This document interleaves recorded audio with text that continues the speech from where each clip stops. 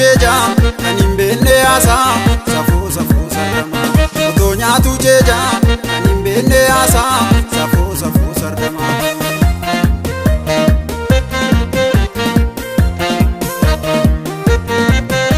Kan saadhisee kan nama biraa odeessa dubbii taatee xinnaa guddaa wal lolchiisa. Hunda dhiibaa hin beeku ga'ee hojiisa dubbii isaatii meeqa badee biyya keessa.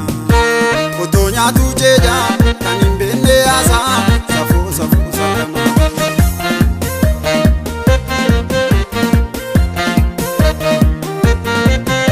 Yemmuu deemuu hin asaasaa gateenya nama mataa dubbii sobaan kakatee ragaa baasee raflaata.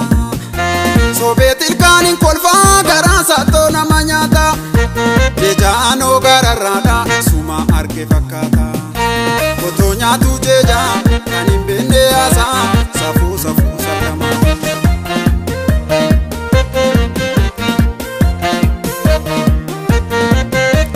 Isaan ala beekanoo isee waan argamu. Otuu waamiina waataa otuun ergiin ergamu. Muddamaan abbuuqachuu bulluqaan lulluqachuu harkumaan guggubachuu feehoo gangalachuu. Otoo nyaatu jeja kan hin beekne haasaa safuu sardama. Safuu sardamaafuu safuu sardamaafuu safuu sardamaafuu safuu sardamaafuu safuu. Otoo nyaatu jeja kan hin beekne haasaa safuu sardama. Otoo nyaatu jeja kan hin beekne haasaa safuu sardama.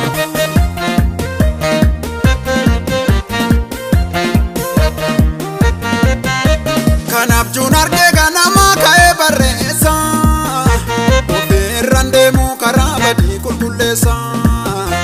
Sardamaanoo malumaaf ta'e qilleessa dubbii sobaan mama kanaaf addeessa.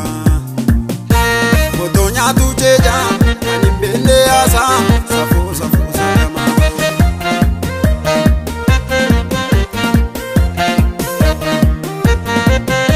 Dubbii sobaa itti asaasee dhirsaamni itti gargar baasa. Tokko miidhee kan jaallatee gammachiisa. Sardamaanoo eessumaa ka'ee hundeessa karaa hundaa wal gaadaa akka bineensa. Otoo nyaatu jeja kan hin beekne haasaa safuu sardama.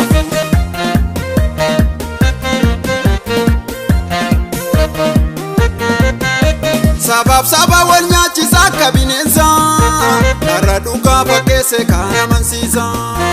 Ofii badee namallee yaada balleessa dhibee malee malirraa arguutti tiisa.